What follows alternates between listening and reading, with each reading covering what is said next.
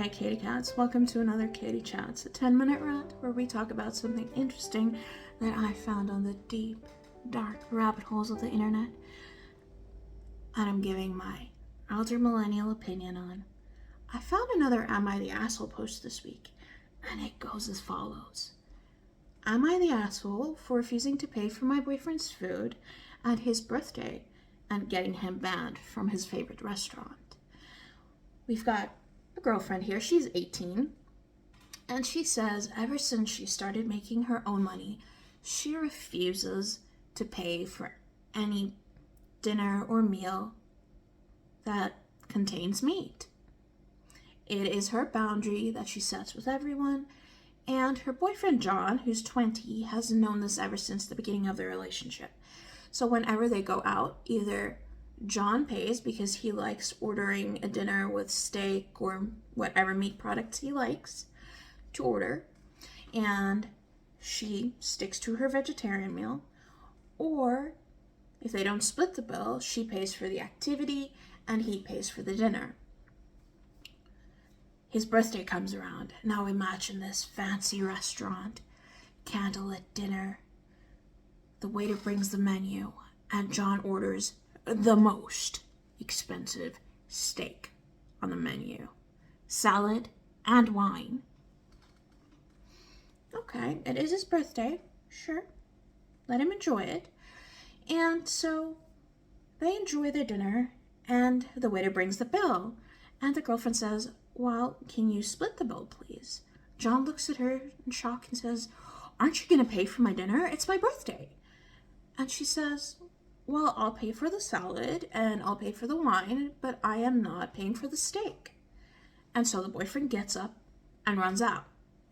So she waits for him for 20 minutes.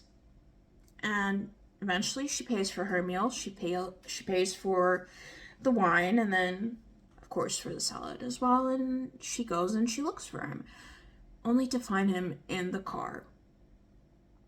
And he says, well, did you pay for dinner? And she says, no, you have to go back. You have to go pay for the steak. And he's really mad, calls her all kinds of names and says she's the asshole for ruining his birthday, getting him banned from his favorite restaurant.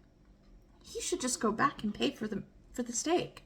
He can just get out of the car and go pay for the steak, right? So that's the background of the story, and she's asking, is she the asshole for not wanting to pay for the steak? The answer is simple. She set a boundary from day one.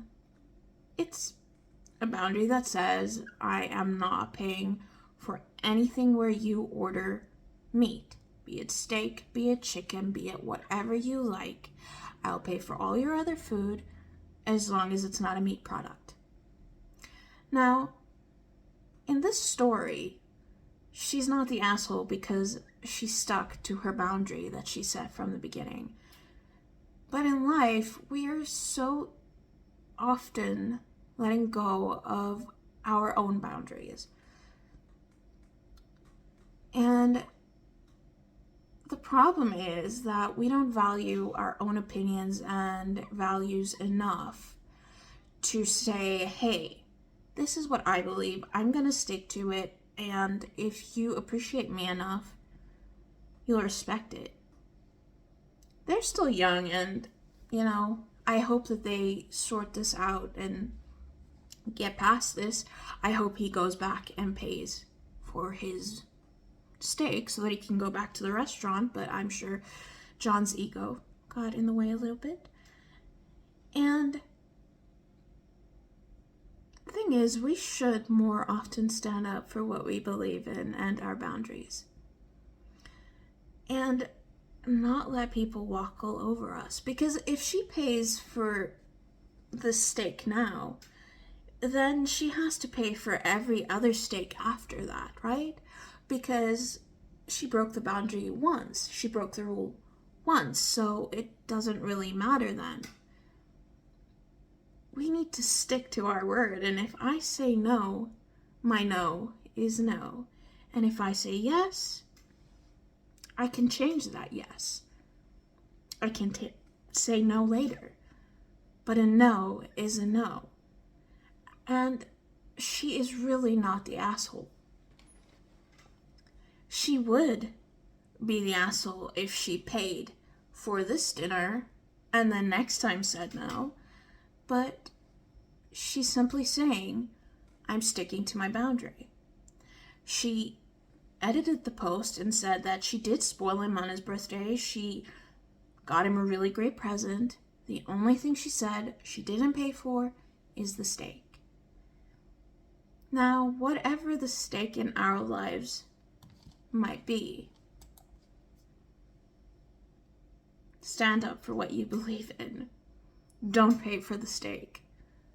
You know, if you believe that you don't want to pay for something, you don't want to go somewhere, whether you believe something and somebody else doesn't, we don't always have to agree on everything, but we can still stand by what we believe in and stick to our boundaries. And people that care enough about you will respect those boundaries. See, there's also these kinds of people that will test your boundaries and say, hey, it's my birthday. So because it's my birthday, we get to break the rules, right? I'm so important. I'm more important than your boundary. I'm more important than you or your wishes. And so, let's break the rules for me. But what about you? How are you going to feel? Or what does that do to your value? So remember that. Don't pay for the steak if you don't want to. And also, another fun thing here is the notion that on somebody's birthday we have to pay for everything else for them because we have to spoil them.